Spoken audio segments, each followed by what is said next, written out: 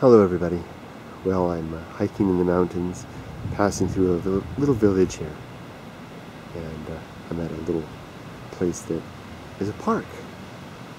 And as I was walking by, I was looking at the old abandoned play structures.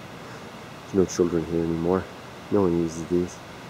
And they reminded me of an experience years ago that I've never related, and didn't even take any video, but it was significant to me, and I'll share it with you now as we look over this play structure. You know, if you watch my videos, that children are rare things to see in these high mountains anymore. It's just old people now. And the parks and schools are all but abandoned and closed.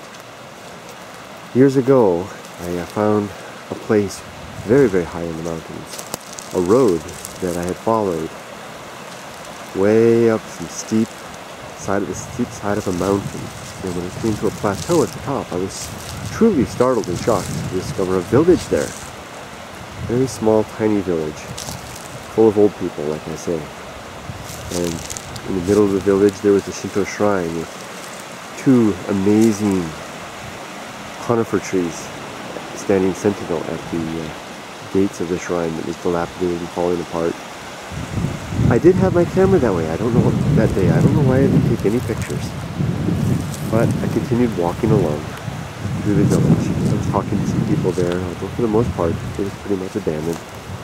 And at the very back of the village, near the entrance to a little canyon, I found what looked like a temple. It was very overgrown, and I could see the big temple tiled roof through the foliage. And as I approached, I realized that I was beginning to see place items like this. Although far more rusted than this. You can see this one has only the two swings. One of them is missing in the middle. This other one was in pretty bad shape.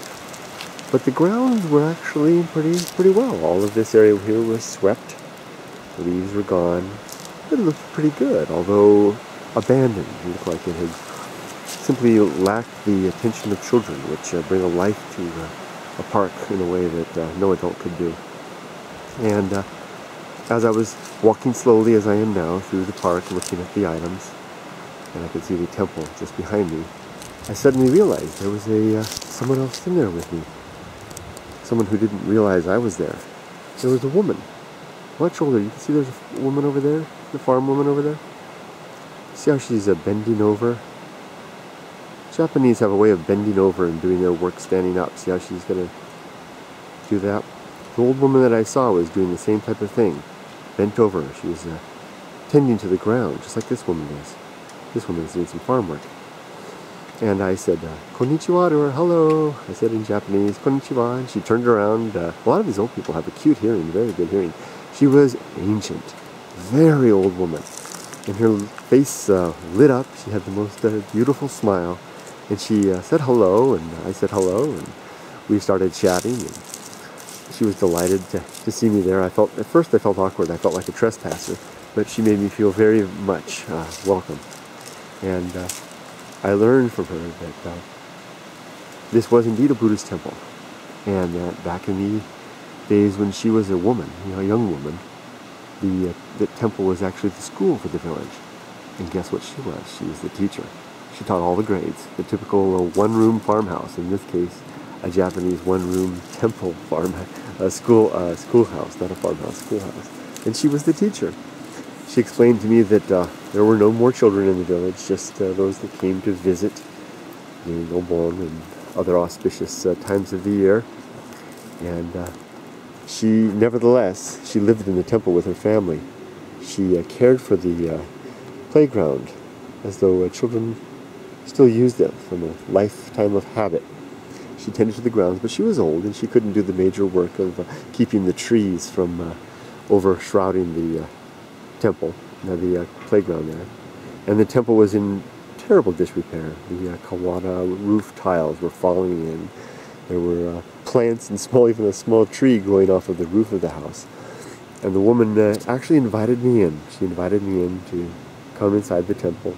And I felt very shy and awkward. I felt like a trespasser in that village. As I've said in some of my videos in the past, these villages are not the property of one house. For example, this woman owns that one house there, and then the next family owns the next house. These people own the entire village. This woman, I'm on her land right here, even though this is a public old park area. This is her land. I mean, it's the way it is here. The community property. And I knew enough at that point, this was years ago, to know that I was, in a sense, kind of trespassing on this woman's village. So I made some polite excuses. I didn't want to trouble her further, and went on my way. And she offered me the brightest smile and goodbye as I headed off on my way. She was so very nice. Look at the layers of paint from the years of use. I left that village and have never returned.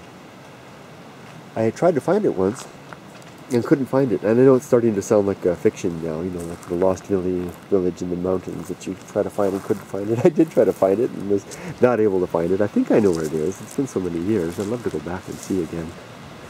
But in the meantime, I've got that cherished memory of that village high in the mountains, a kind of a Shangri-La amidst the high peaks and the foothills of the Southern Alps.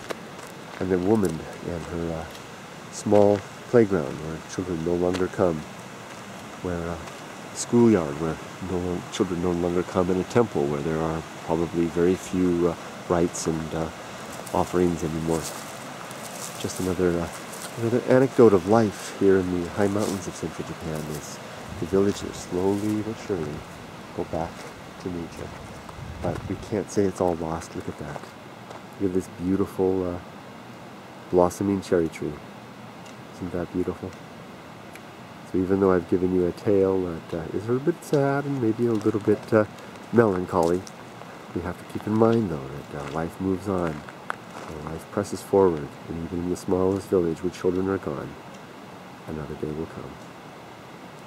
Take care, everybody.